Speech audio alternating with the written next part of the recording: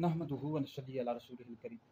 एक सवाल हमारे पास आया कि ये जो शेर इमाम शाफी रहमतुल्लाह अलैह की तरफ मंसूब है, इनका नरिफदन हुब्बु आले मोहम्मदिन फलियशहद सकलान निराबदी, कि क्या वाकई ही इमाम शाफी रहमतुल्लाह अलैह का शेर है या आपकी तरफ मंसूब है। तो इस हवाले से जो राफजी हैं, शीए बहुत ज़्यादा शोर में जाते हैं और कहते हैं जी देखो जी इमाम शाफी रहमतुल्लाह अलैह ने भी अपने आप को राफजी कहा है, शिया कहा है। तो सबसे पहली बात यह है कि ये इमाम शाफी रहमतुल्लाह अलैह का शेर नहीं है, ये आपकी तरफ मंसूब है। ये इमाम शाफी रहमतुल्लाह अलैह का जब विसाल हुआ तो आपके बहुत अरसे के बाद ये जो शेर है, दीवान शाफी एक किताब है, उसमें ये शेर मौजूद है। इनका रिफ्दन हुब्बु आले मोहम्मद इन फल यशहद सकलान इन रावदी, कि अगर आले मोहम्मद से मोहब्बत करना रिफ्ज है तो सकलान गवाह रहे हैं, जिन्होंने से गवाह रहे हैं कि मैं ही राफजी हूँ, मैं राफजी हूँ, शिया हूँ। तो इमाम शाफी रहमतुल्लाह अलैह की तरफ मंसूब है, आपका शेर नहीं है, दीवान शाफी में मौजूद है।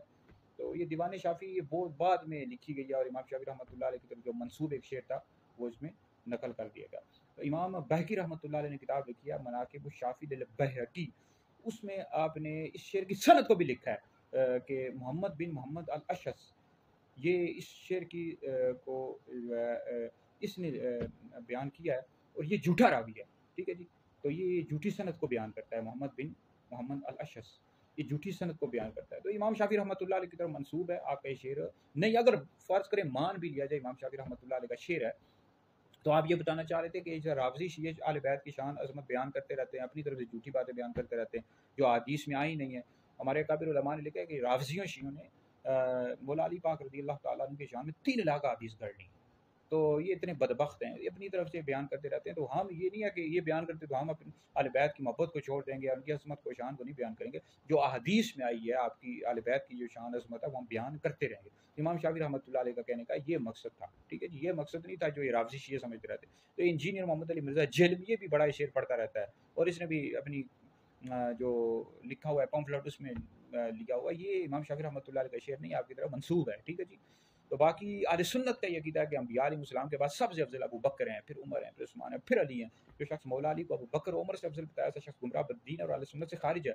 तो जो अबू बकर उमर हैं ये अहले बैत से भी अफजल हैं, अहले बैत से भी अफजलियत मुतलक़ा की बिना पर अफजल हैं। ठीक है जी। तो अहले बैत में इमाम हसन है, इमाम हुसैन है, मौला अली हैं, सैयदा फातिमा है रज़ी अल्लाह तआला अन्हुम से अफजल हैं। ठीक है जी। सिद्दीक़ अकबर हैं, फिर फ़ारूक़ आज़म है रज़ी अल्लाह तआला अन्हुमा, फिर उस्मान गनी है, फिर मौला अली हैं।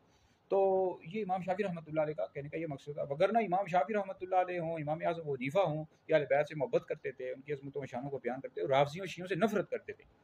जितने भी अहले सुन्नत हैं राफ़ज़ियों राफ़ज़ी कहते ही उसको हैं कि जो सहाबा को गाली देता हो, उनसे बुग़्ज़ और कीना रखता हो। तो किस तरह हो सकता है कि इमाम शाफी रहमतुल्लाह अलैह कह दें मैं राफ़ज़ी हूँ। राफ़ज़ी का मतलब ये है कि जो शेखैन करीमैन सिद्दीक़ अकबर फ़ारूक़ आज़म रज़ी अल्लाह तआला अन्हुमा को गाली देता है। तो इमाम शाफी रहमतुल्लाह अलैह की तरफ मंसूब शेर है, या आपका ये शेर नहीं है। लिहाजा इसको ये खुतबा हमारे अहले सुन्नत के वो भी बयान करते रहते, शेर को पढ़ते रहते, इस शेर को नहीं पढ़ना चाहिए। ठीक है, अगर पढ़ें भी तो इसकी फिर वज़ाहत भी करें, जो ये वज़ाहत की है। वीडियो सुने, दीगर लोगों तक पहुँचाएँ, आप लोगों के लिए बहुत बड़ा सदका जारी है।